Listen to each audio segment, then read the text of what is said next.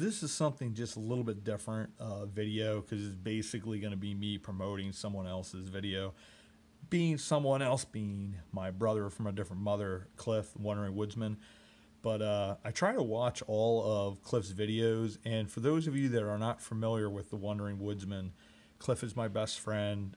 How I got started in the whole YouTube venture was doing some series with him on his channel, and just going along, like sometimes when he used to go down and do like caves and mines and things of that nature, I would go along sometimes, comic relief, and also making sure if he got stuck down there, not that with being fat back then, or fatter, still a little chunky, but properly huggable, as my niece Ella puts it. But I would be there in case something would happen or something of that nature. So, you know, somebody knew exactly where he was, could contact somebody to help. Not that he was ever in, quote unquote, a really precarious situation, but it was a precaution. It was a smart precaution. But he just did this recent video. He had done one on the abandoned Route 443, which goes from Lickdale, from that region, up through into Pine Grove and all that.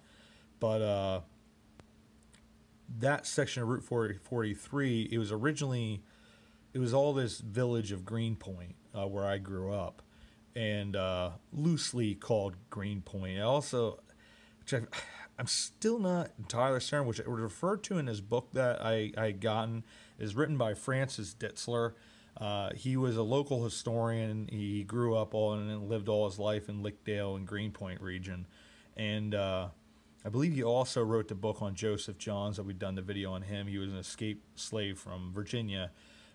Talked about the village of Africa and things of that nature. And I talked before, I think when I did the Country Roads Take Me Home video, in Greenpoint, there's a whole smattering, excuse me, of villages in that area. You have Tomstown, St. Joseph Springs, which is where the murder of Joseph Raber happened. We did a video for the Blue-Eyed Six. You also had that town of Africa that was, I believe, was set up by the Underground Railroad. Now, this was after the Civil War. This is like 1880s and whatnot in that region of time. It was for former slaves, and the reason they set it up there was because Joseph Johns lived there in Greenpoint, and they had those bounty hunters, I guess for lack of a better term, who went around trying to find escaped slaves and return them to their masters in the South. They were very brutal individuals, and this community in Greenpoint was primarily Lutheran. You had some United Brethren, which would eventually become Methodist. So you had, it was some English, German settlers, but these were very passive people. They were not, they fought when they had to, but they were very much about peace. They stood up to these guys, and they let them know, you don't leave, we'll make you leave, and you'll leave in a wooden box. Plain and simple.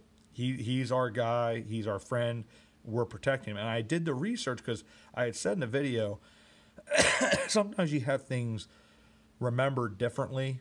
Like this guy was a really beloved individual, and blah blah blah. The times they wanted to make it sound better, because having grown up in that region, racism is pretty big in certain areas and stuff like that. I mean, just down the road north, you had part of Ku Klux Klan would meet back on this state road, and it was, the police eventually chased them out because the neighbors were like, we don't want that around here. But some bad feelings in relation to race. So you never know if it's sort of sugar coated to make it sound better than it was.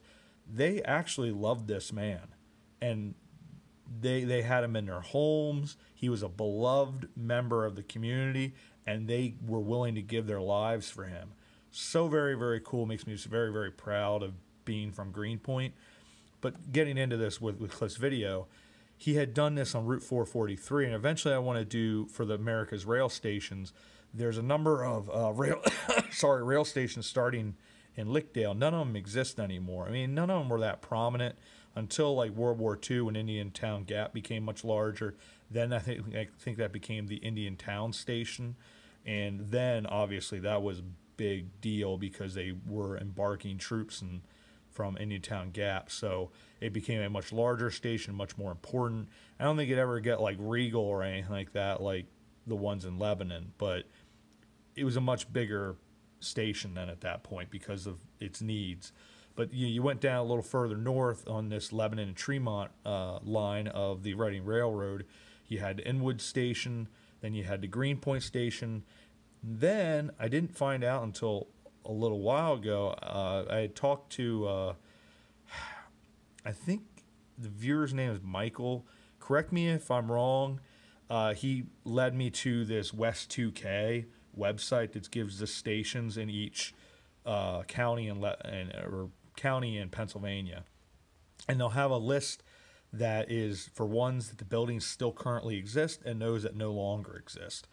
It gives you some information on each. Some, like Greenpoint Station, there really isn't a whole lot of information, and I've seen several references excuse me, that there was a Trout Run siding station, which I believe a lot of times when they said siding, that had to do with they would have an off line off the railroad tracks, because in Monroe Valley, in between the Lickdale and Inwood Station, there was a siding in there somewhere where they ran a rail line up into Monroe Valley, because they had a rail bridge and everything, because there's a big timber operation there for 50, 60, 70 years. But I think there was for the coal operations, because that was big in that area, especially there. I think in the Swatara Creek, they had a lot of when they were bringing down with the Union Canal, they were bringing this coal down, a lot fell off, so they would dredge in those areas to get that leftover coal.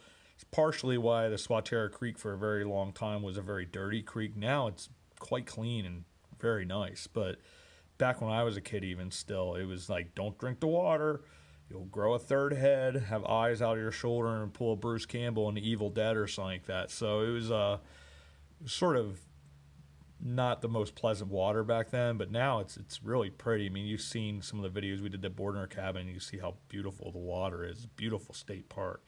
But anyways, wasn't aware there was a station called Murray Station, and it didn't click with me yet until Cliff's video. And then there was a sand siding station, which I'm not sure, the sand siding parking lot, which we started in for the Bordner Cabin video. I don't think that's located right where the station actually would have been, because apparently there's a village called Sand Siding, and Cliff may have very well found that village as well when you went the other way instead of where I went south on the trail to go down to the Bordner Cabin to cross the Swatara at the bridge there. He went north, and it would be on the east side of the trail in that general region, or somewhere in there was a town. And I think that was a train stop that they did for Twin Grove Park, because back then, it's a big affair yet now, but back then that was one of those tiny town amusement parks that was just, everybody wanted to go there in, spring, summer, and even into the fall. But so he put up this second video, because when he did the 443, the abandoned highway video, he apparently there towards the end, as you go to where the new highway meets up with the old highway at Gold Mine Road, going up over Gold Mine, there had been a road he thought he saw that went back sort of at an angle off of 443, going back, say, southeast would be. And so he went back and he did, this video. And this video has blown up, and it's blown up for a good reason. I love everything Cliff does, but this was like on a different level. It touched personally because Greenpoint's where I grew up. I also really enjoy like abandoned stuff, like old villages and things like that, where things used to be. I like to see the old pictures of what was and what is now.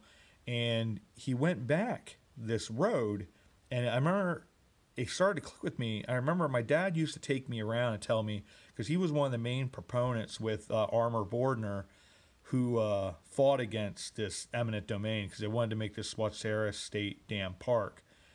Eventually it got shot down, I think in like the 80s, because they found this bog turtle, which was endangered. So ultimately it didn't happen, but they took all these people's land for probably pennies, dimes on the dollars. Real shame. Eminent domain is horrible. Truly horrible. And this village of Murray, which is what he found, is a good reason why this is, in my opinion, evil. Evil and wrong. It's thievery, it's stealing, it's taking away people's history, their lives, these communities. Because like I said, Greenpoint I had mentioned Africa, St. Joseph Springs, Tomstown, which still does exist.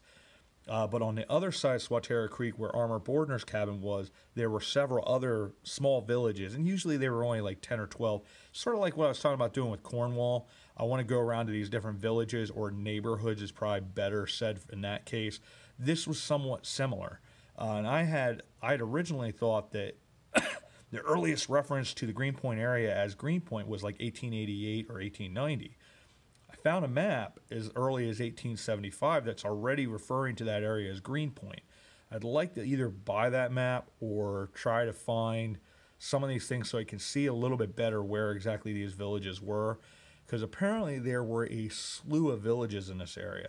And some of these names with the villages I may be wrong with, but I'm going off of memory, which whether it's correct or not.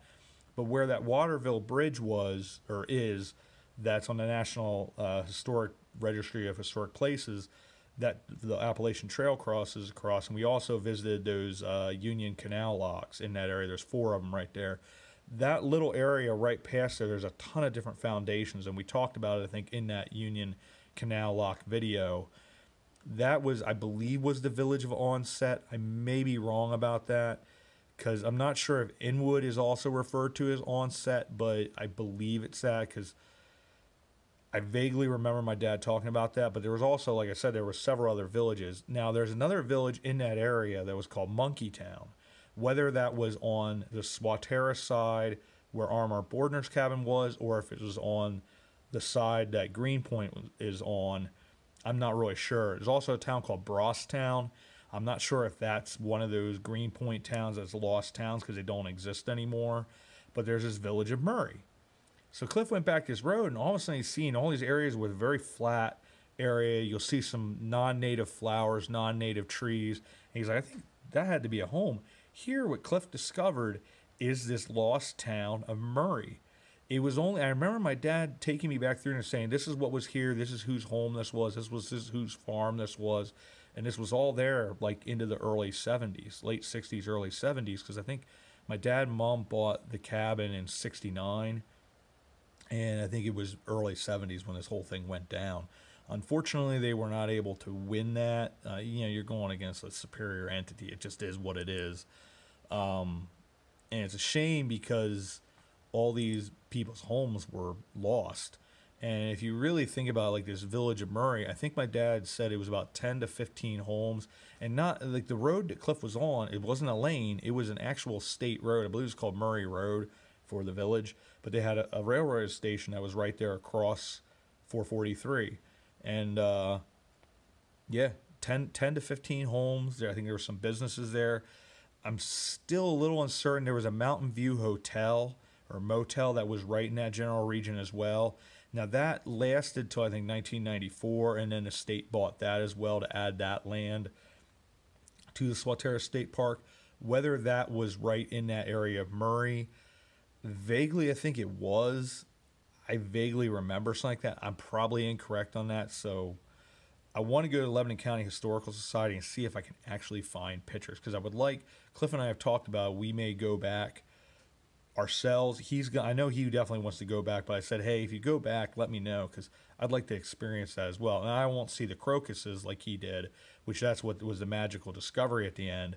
But yeah, that area that he was in, and if you go check this video out, it's about like 30 minutes. I'm actually going to post both videos, the one where he does the abandoned 443 and then the abandoned road that he goes back on.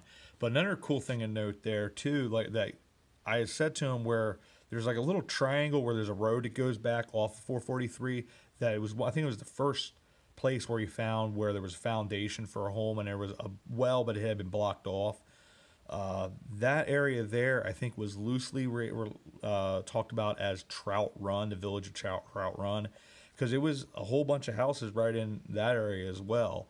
And that was loosely referred to as Trout Run Siding, because I think that was one of those areas where they had a little rail thing that went off to the Swatara where they were dredging that coal that had been lost off the barges, because that was a pretty lucrative operation. And it would have been a very short track if it went back through, if that's what it actually was. Because I heard loosely, like, there might have been a trout run station, but it doesn't make sense with the mileage between, because between, if that was the Greenpoint station, like my dad told me, which I would assume he was correct on that, the Greenpoint station and Murray station was maybe 1.5 miles, maybe 2 miles between the two. So it wouldn't make sense to have, if that was actually a trout run station, because between that and say the Inwood station, once again, it's like a 2-mile difference. So it wouldn't make sense to have a Greenpoint station somewhere right in the middle of that. Because and in the middle of that, in between where Greenpoint station and Murray station are or were, would have been primarily just farmland. It wasn't like villages, it was just open farmland. So you'd have a house here, you know, how many acres that farm was, you know, whether they grew crops or they had livestock, whatever it was. And then you'd have maybe a little further down the road, you'd have another homestead, farmstead, and that type of thing. So that's something I'm really looking forward to taking you guys to. Maybe trying to do a lot more research, get some maps to talk a little bit more like what I'm talking about. Put those maps up and talk to you like the Cornwall. Unfortunately, like with Cornwall, those villages still exist. In this case, Tomstown still exists. Greenpoint, we've been there.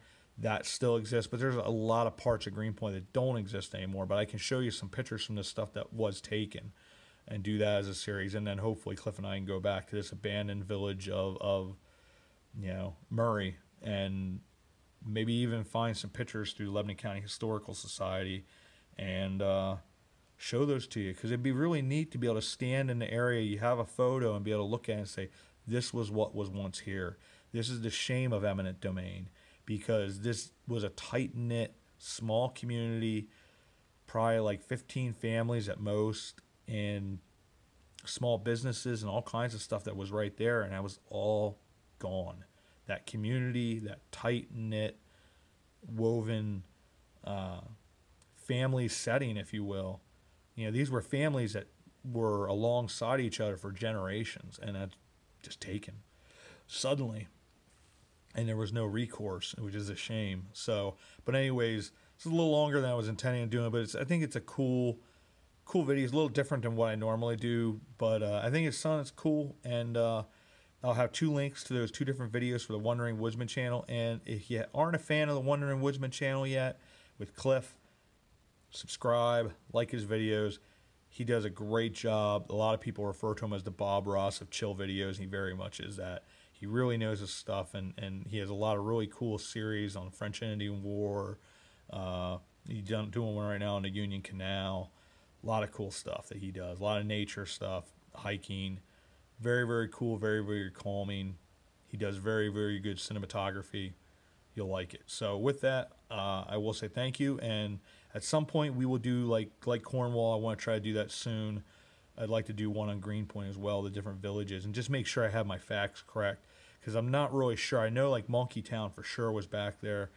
I'm not sure if Onset is the same thing as Inwood, or if that was a separate village, because they talked about they had a big thing back in like the early 1900s and into like the 20s, 30s, was each little town had sort of their own band, like brass band, and they had the band with Onset. But they met in Inwood because I guess there was a guy that had a warehouse, and on the 2nd floor is where they practiced. But pretty neat area. So with that, I'll say thank you, and we'll see you all about town.